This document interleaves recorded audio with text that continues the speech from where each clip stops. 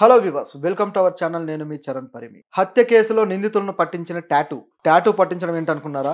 ఇది Ghazni level twist. అసలు ఎలా అంటే ఒంటి మీద టాటూ వేయించుకుంటే ఆ టాటూ ద్వారా హంతకులు ఎవరో గుర్తుపట్టి పోలీసులు పట్టుకున్నారు. అసలు టాటూ ఏ విధంగా హంతకుల్ని గుర్తించేలా చేసింది, అసలు దీని కథ ఏంటి, ఎవరి హత్య ఏంటి అనేది ఒకసారి చూద్దాం.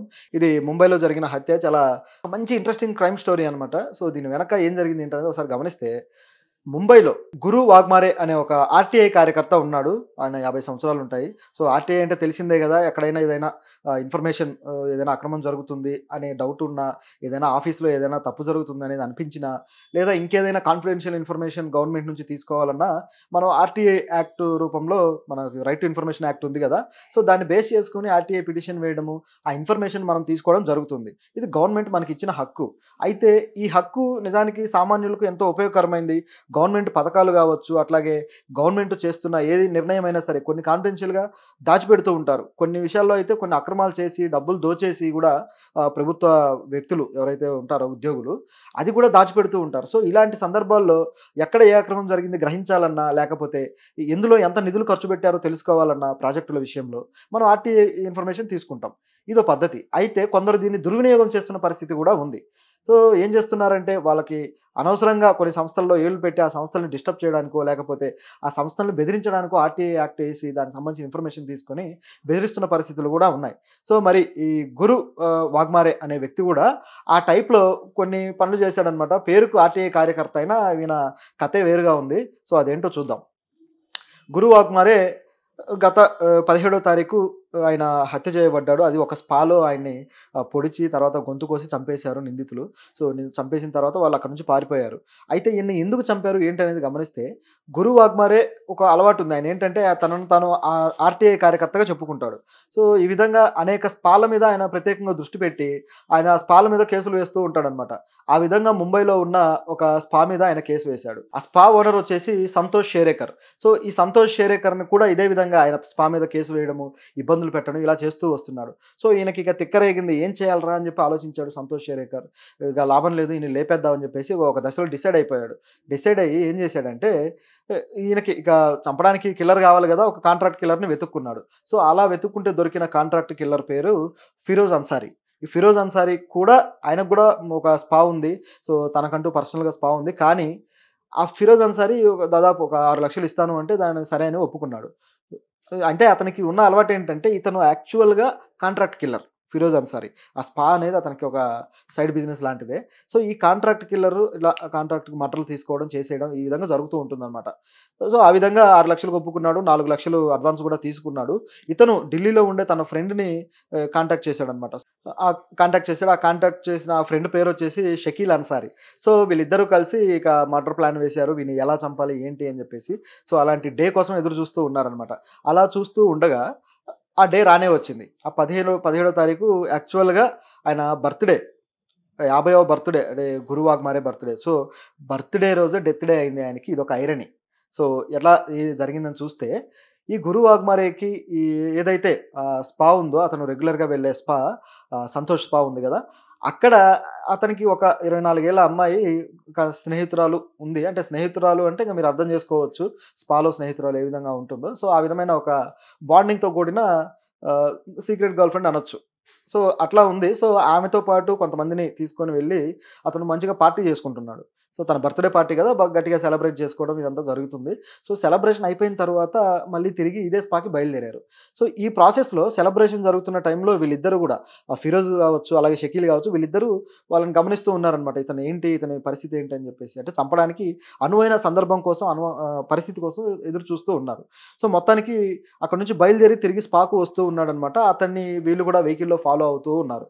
ఈ ఫాలో అయ్యేదంతా గూడా ఆహ్, మొత్తం ఆ రోడ్ ఉంది గదా! ఆ రోడ్ మొత్తం మీద ఫాలో అవుతూ వచ్చారు. చివరికి స్పా దగ్గరికి చేరుకున్నాక ఇమ్మీడియేట్‌గా ఏం చేశారంటే, వీళ్ళు ఒక కత్తెర కొన్నారనమాట ఈయన మర్డర్ చేయడానికి. కత్తెరతో ఎలా మర్డర్ చేస్తారని డౌటొచ్చిందా? వీళ్ళేం చేశారంటే, మరి కత్తులు ఎందుకు కొనలేదో గూడా మరి తెలీదు. పైగా ఇతను మంచి ప్రొఫెషనల్ కిల్లర్. సో మరి ఇతని చంపే స్టైల్ గూడా ఏదో డిఫరెంట్‌గా ఉన్నట్టుంది. ఆ కత్తెర కొని, ఆ కత్తెర ఇప్పుడు 2 సిజర్స్ ఉంటుంది గదా! సో దాన్ని తీసేసి 2 విడివిడిగా చేశారనమాట. విడిగా చేయడం వల్ల ఒక కత్తిలాగా అయిపోయాయి. సో పట్టుకోవడానికి అనుకూలంగా ఉన్నట్టుంది. ఆ విధంగా చెరొక కత్తి పట్టుకున్నారు. కత్తెరలోంచి వచ్చిన కత్తులు.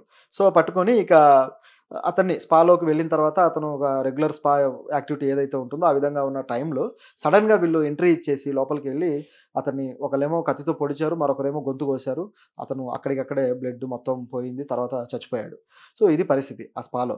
సో, తర్వాత ఇక మిగతా అంతా కూడా అల్లకల్లోలం రేగింది. గందరగోళం అయిపోయింది.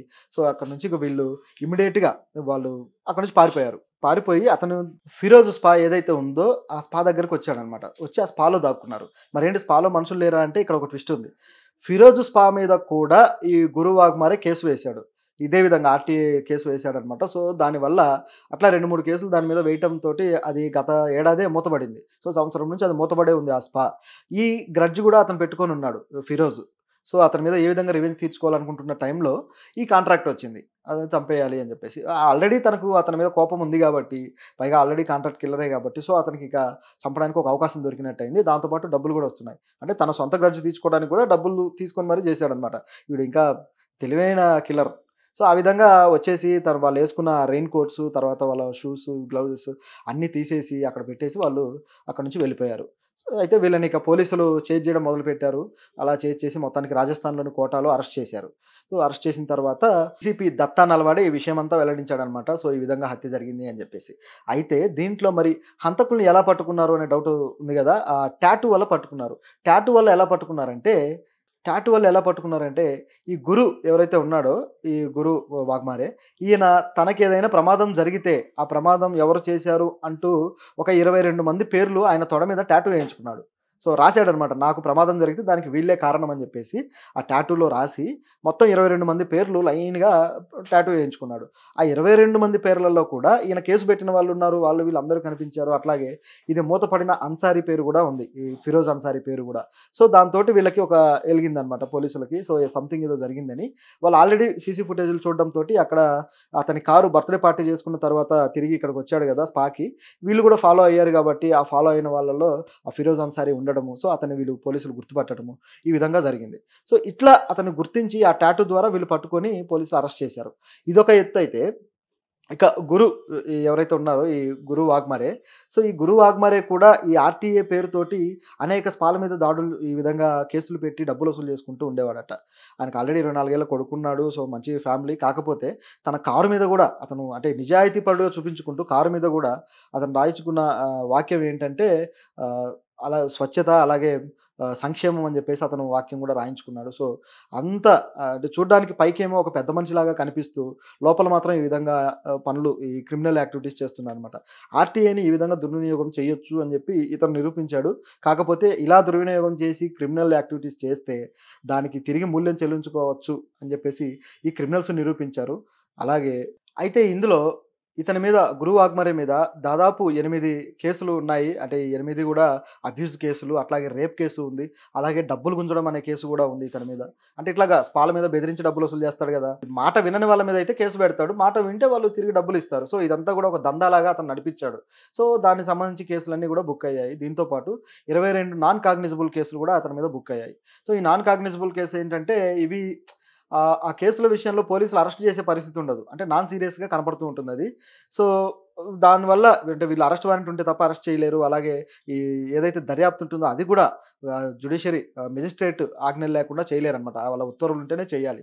ఇవి నాన్ కాగ్నిజబుల్ కేసులు. సో, ఇలాంటి కేసులు పెట్టడం వల్ల దీని మీద యాక్షన్ తీసుకునే స్కోప్ లేక దాదాపు 22 కేసులు పెట్టారు. కానీ నో యాక్షన్. ఈ విధంగా అతను సర్వైవ్ అవుతూ వచ్చాడు. చివరికి పాపం పండింది. ఈ విధంగా బలయ్యాడు. చివరికి చంపిన వాళ్ళు కూడా అరెస్ట్ అవ్వడం జరిగింది. ఇలాంటి ఏదైతే చట్ట వ్యతిరేకమైన కార్యక్రమం ఏదైతే ఉందో ఈ మర్డర్‌లు కావచ్చు, ఇలాంటివి జరిగితే పోలీసులు గూడా ఊరుకోరు గాబట్టి వాళ్ళు గూడా రియాక్ట్ అయ్యి అరెస్ట్ చేయడం జరిగింది. సో, ఇక్కడ మంచి, చెడు చెప్పుకోవడానికి గూడా ఛాన్స్ లేదు. మంచి పేరు జెప్పేసి అతను ఈ విధంగా ప్రవర్తించాడు క్రిమినల్ లాగానే. అలాగే వీళ్ళు కూడా క్రిమినల్స్ లాగానే బిహేవ్ జేశారు. సో, ఇదంతా ఎందుకు చెప్తున్నాము అంటే సొసైటీ ఏ విధంగా పోతుంది? ఏ విధంగా ఈ క్రిమినల్స్ యాక్టివిటీస్ ఉన్నాయి? మనం ఎంత జాగ్రత్తగా ఉండాలి?